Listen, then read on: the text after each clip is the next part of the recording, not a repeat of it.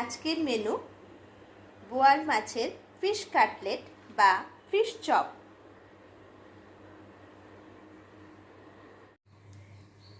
বোয়াল মাছটা সেদ্ধ বসিয়ে দিয়েছি। এরপর এখানে নিয়েছি 3টে সেদ্ধ করা আলু, পেঁয়াজ, রসুন, লঙ্কা, আদা, ধনেপাতা। আর এখানে আমি সেদ্ধ করা বোয়াল মাছটাকে থেকে কাটা আর তেল ছাড়িয়ে মাছটা বেছে রেখেছি। এখানে পেঁয়াজ কুচি করে নিয়েছি, আদা রসুন ক্রাশ করে নিয়েছি আর ধনেপাতা কুচি করে নিয়েছি। কড়ায় তেল দিয়েছি, তেলটা হয়ে গেলে আমি এর মধ্যে পেঁয়াজ রসুনগুলো দিয়ে দেব। পেঁয়াজ রসুনটা যখন একটু ভাজা ভাজা হয়ে এসেছে, এর মধ্যে এবার আমি পরিমাণ মতো হলুদ, নুন, ধনে জিরে গুঁড়ো, 2 চামচ মতো ধনে জিরে গুঁড়ো দিয়ে কষাবো। এখানে আমি আমার যে সেদ্ধ করে রাখা আলু ছিল সেটা ক্রাশ করে নিয়েছি, আর যে জলে ভেজানো পাউরুটিটা ছিল পাউরুটিটা থেকে জলটা বের করে শুকনো করে নিয়েছি। এগুলো ভালো করে মেখে নেব।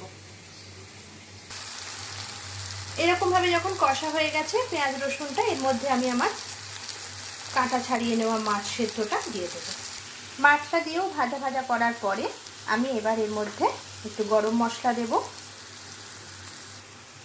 আমার পুরটা যখন এরকম অবস্থায়, এবার আমি এর মধ্যে ভেজানো পাউরুটি আর আলু সেদ্ধটা দিয়ে দেব। এবার এর মধ্যে একে একে একটু চিলি ফ্লেক্স অ্যাড করব, গোলমরিচের গুঁড়ো দেব,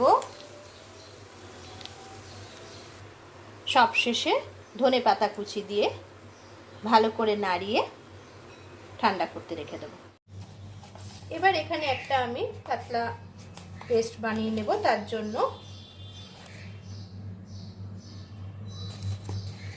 1.5 চামচ মতো কর্নফ্লাওয়ার নিলাম, ঠিক একই পরিমাণে ময়দা নিচ্ছি,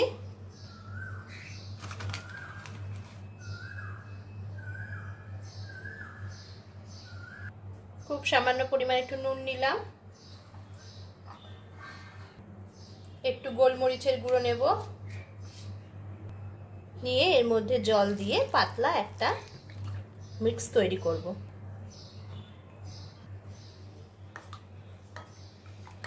ঠিক এরকম একটা পাতলা ঘোল তৈরি করলাম।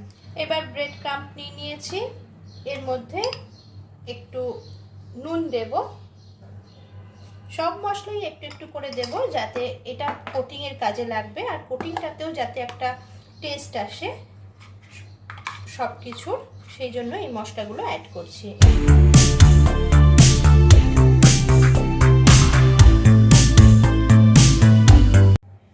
এবার আমি পুরটা থেকে কাটলেট বা চপটা তৈরি করে নেব।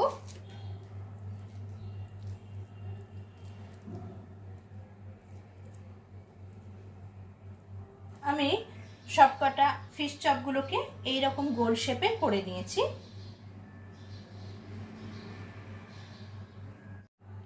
এবার চপগুলোকে কোট করব।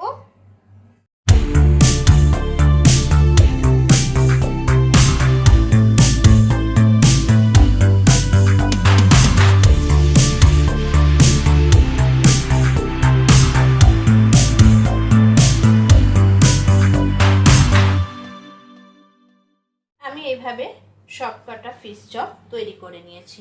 এবার এগুলোকে আমি সেট হওয়ার জন্য ফ্রিজে রেখে দেব।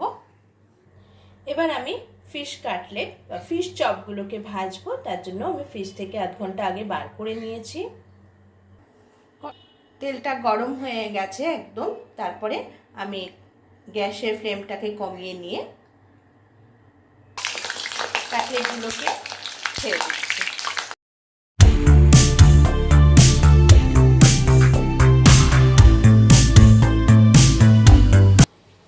এইভাবে কাটলেটগুলোকে আমি ভেজে নিয়েছি লাল লাল করে। কিছু কাটলেট আমি ভেজে নিয়েছি, আর কিছু কাটলেট কাঁচাই আমি ফ্রিজে স্টোর করে রাখবো।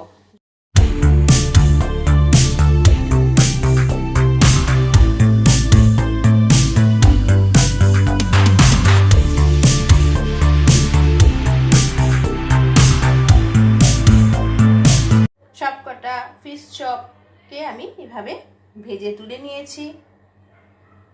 এবার চলে আসবো প্লেটিংয়ে।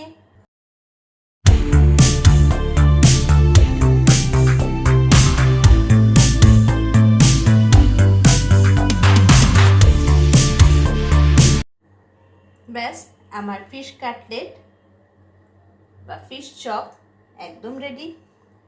আশা করি আপনাদের ভালোই লেগে থাকবে। যদি ভালো লেগে থাকে অবশ্যই বাড়িতে বানাবেন।